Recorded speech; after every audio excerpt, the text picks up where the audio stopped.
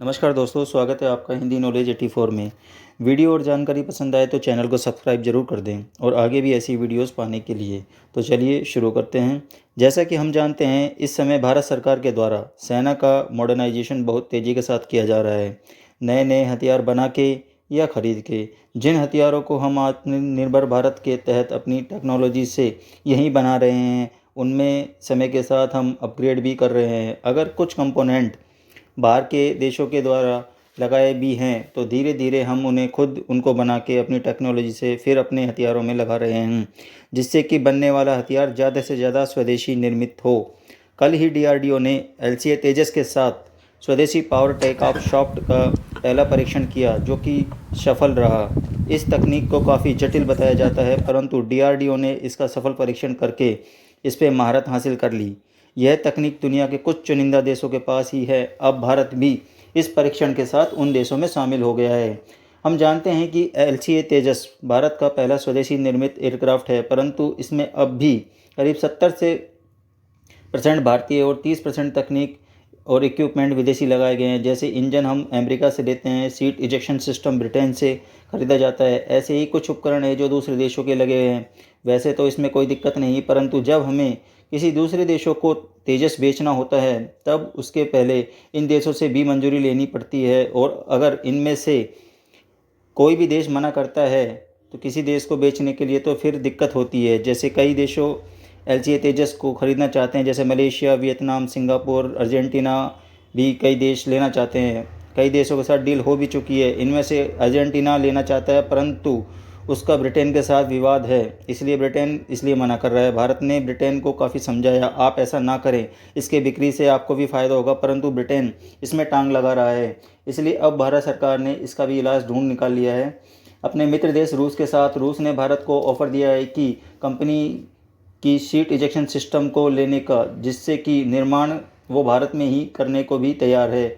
जिससे लगता है कि भारत जल्द फैसला कर लेगा और ब्रिटेन जैसे देशों की ब्लैकमेलिंग से बचेगा। अब एक ही झटके में भारत ने खरबों रुपए की डील ब्रिटेन से छीन के अब रूस को दे दी है। अब शायद ब्रिटेन को अपनी गलती का एहसास हो।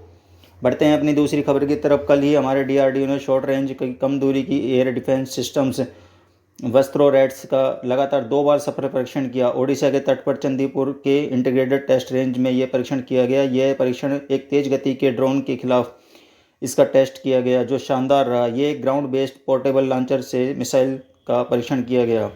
इस दौरान मिसाइल ने सभी लक्ष्यों को पूरा किया। यह परीक्षणों क्यों खास था, तो आप समझिए कि हमारे पास S-400 आकाश आदि मिसाइल सिस्टम्स हैं, परंतु इनके साथ दिक्कत यह है कि ये सभी खुले में काम कर सकते हैं, पहाड़ों और घाटियों में नहीं।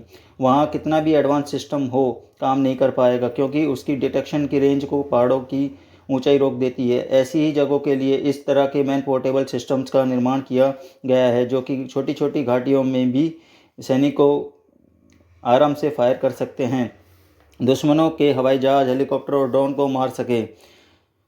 इस सिस्टम की बहुत खासियतें हैं, जैसे इस मिसाइल में dual band IIR Sikar integrated aviation.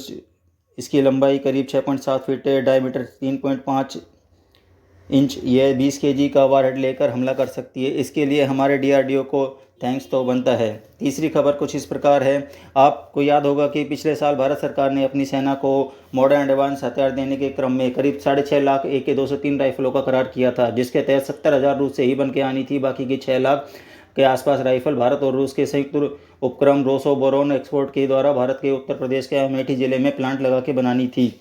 अब खुशी की बात यह है कि भारत की मेड इन इंडिया और मेक इन इंडिया मुहिम के तहत आत्मनिर्भर भारत की तरफ हम बहुत तेज़ी से बढ़ रहे हैं। अमेठी में कंपनी की बनी AK-203 राइफल को इसी माह में पहला लॉट भारतीय सेना को सौंप रही है, जिससे कि भारत की सेना और घातक होगी और इस अपने कार्य देश की चीन और रक्षा पाक को अच्छे से युद्ध जैसी पाएगी। परिस्थितियों में जवाब दे पाएगी। AK-203 राइफल 1 मिनट में 700 राउंड फायर कर सकती है और यह वजन में भी 3.8 किलो काफ़ी हल्की है, जिससे कि कॉम्बैट ऑपरेशंस में सैनिकों को इसको कैरी करने में कोई परेशानी नहीं होगी।